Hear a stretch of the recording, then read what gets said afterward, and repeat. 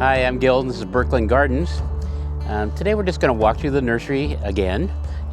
But first of all, I just want to thank everybody for the plant orders they put in. We shipped a week ago, and as from the time we're filming right now. So hopefully everyone has their plants, and we really appreciate it. And someone reached out and asked if we were going to have another sale. There was interested in a particular tree, Mop and Glow, the incense cedar, and I will have more of those. So be watching in probably late August, 1st of September for the availability to come out, and we'll try to have more photos. So let's just walk through. This is the main part of the nursery. There's several sections to it. This is the part that's under irrigation, and I started to fill it up, a month or two ago, and we'll just kind of walk through. And immediately we have a bed here. There's a large tree over there that doesn't belong to me, but that'll be moved away, and I'd like to display a lot of our conifers, maybe a few maples in this area as well. So this will be a nice display area that people can see one of some of the different things that we have available. And then you just walk down a couple different aisles. This first aisle, I always keep a few rhododendrons around. It's always nice, but that's not our main focus. I have a few sedums, different ground covers, some perennials in the raised bed here. Another wall with caps on it just has a variety of things, some junipers and things. So on this side are the plants that didn't sell on the sale, and I've shifted these up to what we call a 3-gallon size.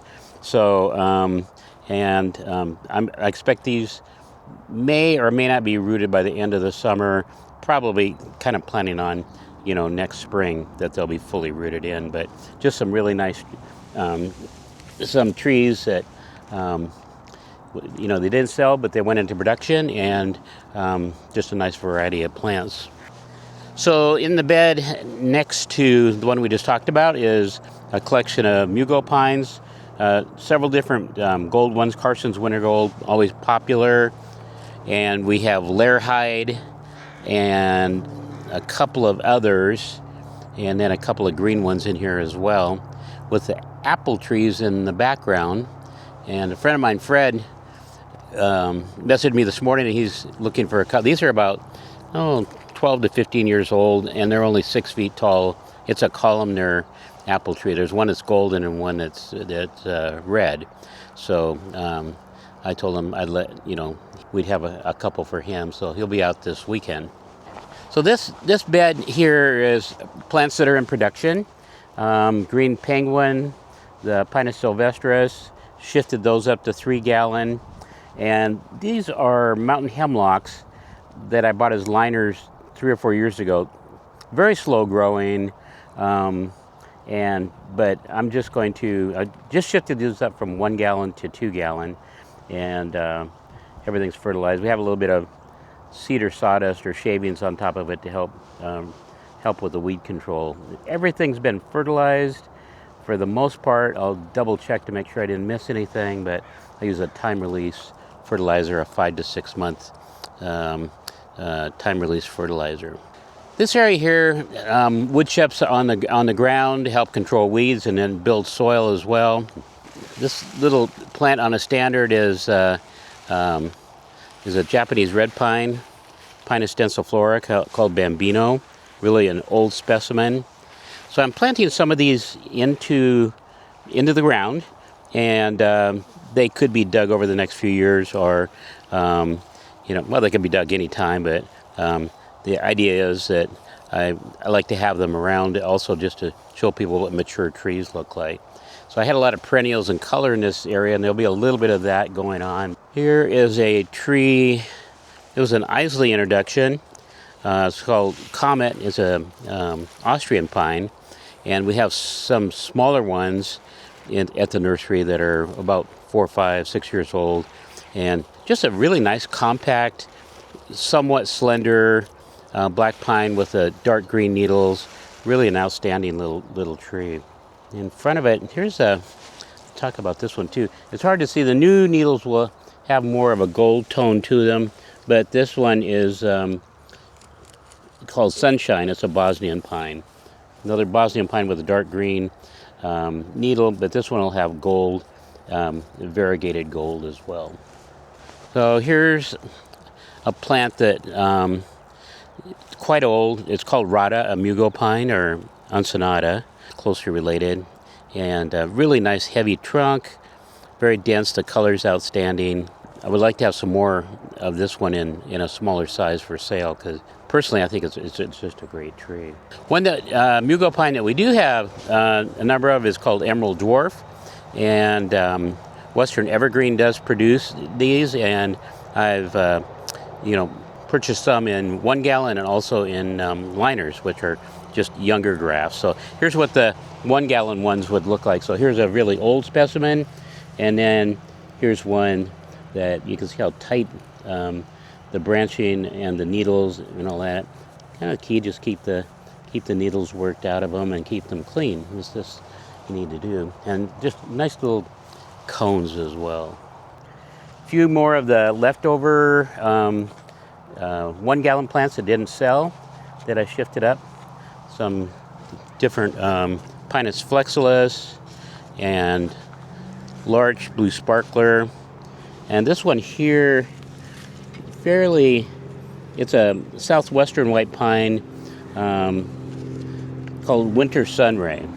So I think this one, I'm not positive, it's fairly new to me, is gold year round. We've got a few of the Abies concolor, another southwestern fir, and this one outstanding color. When we do a tour of our specimen trees, which will be coming up pretty soon, this one really is a standout tree. So if you can grow fir trees, blue cloak is really nice tree. So intermediate type tree eventually.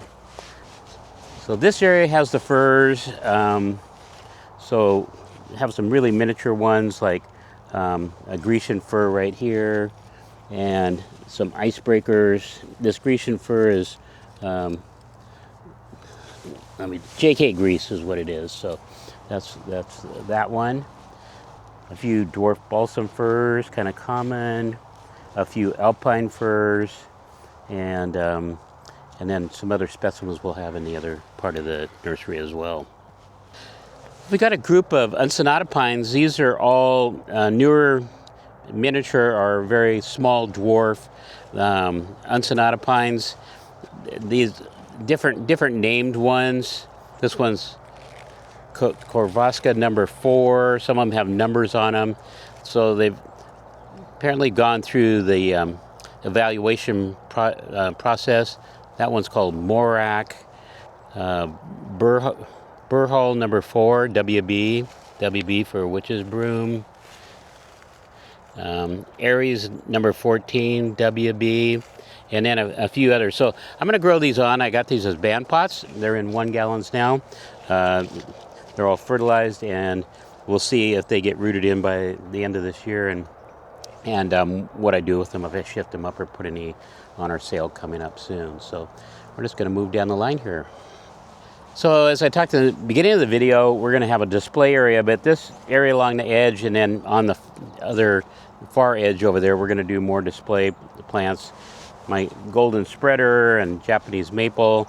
This is a nice dwarf one called Kunara pygmy, and a really nice Jacobson mugo pine, one of my top choices for plants to have in your landscape. A few white pines, the Japanese white pine, some eastern white pines, different ones, a few Scotch pines, a little bit of things that are mixed up. Hillside creepers down there, another Scotch pine. Another uncinata, and this was in the group, but it's called Baby, the group that we just looked at. So this is an older specimen, probably between 15 and 20 years old. So really a nice little tree.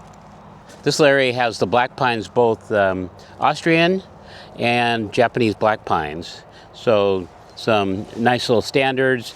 This row right here are one of the smaller needle Japanese black pines called Kotobuki, really popular on the sale. These are specimens that are around 10 years old or so. So pretty slow growing. There's some in the fields next door that are 25 years old and they're only 6-7 feet tall. Most of them are gone at this point. Another black pine called Ogon, and it's got that gold needle to it, so that's a really nice one. And then we talked about Comet earlier in the video. These are the smaller versions. They're getting up to 2 feet tall, maybe just a little bit more. So and probably 6-7 years old, something like that. All right, let's walk over to this bed. We just got a little mix of trees in here. Giant sequoias. If you want a giant sequoia in your yard, but not too big, and you can grow it. This is Von Martin, and it's just really white at the bottom, conical, but more shrub-like. Think of that. And then there's a variegated one that's species size. A few Alaska weeping cedars, again, some variegated ones. And then we have Glauca pendula and a few cedrus, that some gold ones and some blue ones here. Got a whole area of spruces. Most of these are mature specimens, different Norway spruces, Serbian spruces, Oriental spruces, and different cultivars. Here's a Stewardia that's really an old one, and it's only like 5 feet tall. It's monodelpha. So there's 5 or 6 types of Stewardia. Pseudocamellia is the most popular. So this bright little tree is a native plant, a cultivar though, called Pacific Fire. It's a vine maple, Acer circinatum, and I'm familiar with it, but I haven't watched it closely. I think it's more intense on the new growth, fades out a little bit to the kind of yellow orange color, and a nice transition right in this area right here. So so I picked up 3 more of these, just because I like them. We're going to walk back here and look at this Hinoki cypress. Camaracypris obtusa. It is a cultivar. It may be a rooted cutting. You can do both. This could be the graft down here as well, but really an old specimen. I did take and reduce the root mass. It was field grown for many years, and reduced it by around half, and then repotted it, and then took 5 or 6 inches of soil off to expose the trunk a little bit. So I really like this tree, and I just picked up another smaller one it's old as well. So I think we'll go through the greenhouse, and then out to where I'm potting the maples. Might be a little messy in here.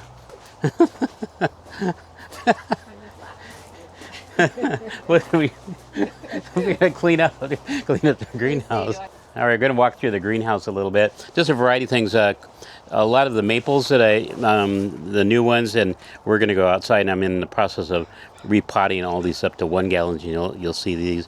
This is one called Pastel, another one Katsura, a few nice conifers that are about 3 years old. Just kind of, I don't have a big inventory of these. I'll probably just grow these on. Probably the smallest alpine fir called Duflan. That's the way I've always pronounced it. It could be Dufflin. That grows about 1/4 to 1/2 inch a year. So there's a couple of these here, and I have some younger graft as well. And then just different maples. They're all coming into leaf right now, so you can start to see the colors and how the contrast between all the different maples. So it's pretty exciting. We do have the 1 gallon maples. We did put them on the last sale. We just sold one of them, which was perfectly fine, because these are all going to get shifted up to 2 gallon size, and there's like 10 different ones in here, and we talked about them in a previous video. I guess I only have 20 of these, but it's Fire Glow. It's like Emperor One, but it'll leaf out just a slightly different color. Almost, you can see the tag, kind of a pink a little bit there too. So, very similar, maybe a little smaller, but a nice small to medium-sized tree. And we're going to go outside and look at a few more maples out here. So we're at the maples. These are a group that I've just shifted up to 1 gallon. But what I am doing is taking these, they're in a 4-inch pot right now, nicely rooted in. This bark, when it gets dry in particular, you get a lot of slivers. So I'll go ahead and put my gloves on. So I get a pot about half full and pop the maple out. This one here is called Orizuo. Not familiar with it, but I'll find out more about it soon. So the understock is still on all of these, and I'm going to leave it on for a little bit longer. Might take a leaf off of it, but the leaves are just emerging on this one. Clean up anything at the base. These were fertilized, but I'm going to re-fertilize them again. Put it in a pot. I want it close to the top, not quite to the top. Grab a bit of potting media, which is just bark. There might be a little bit of pumice or perlite in here, but the bark is all you really need for potting shrubs and trees.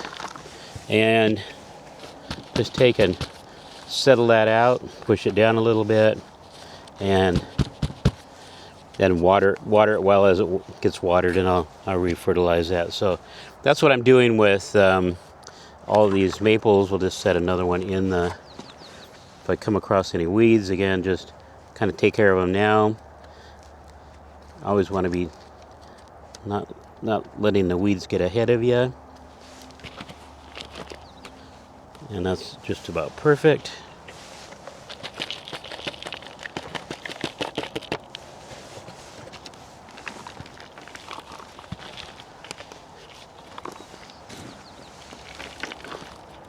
And then along with the conifers, I'll have probably 1,000 or so of these liners to shift up this year.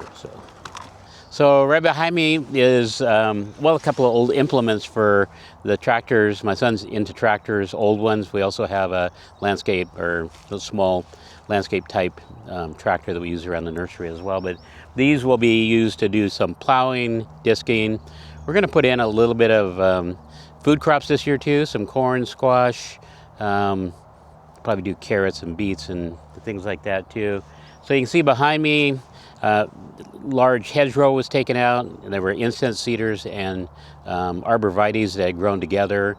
And so just an estimate, we've probably taken out 600 pretty large mature trees to open things up here.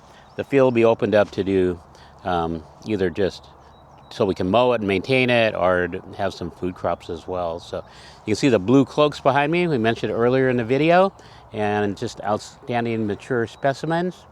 And this area is getting cleaned up. We've been working on it. It's actually getting close. It still looks messy, but most of the logs have been cut up, and a neighbor's taking the firewood, and then we're chipping what we don't, what's left on the ground.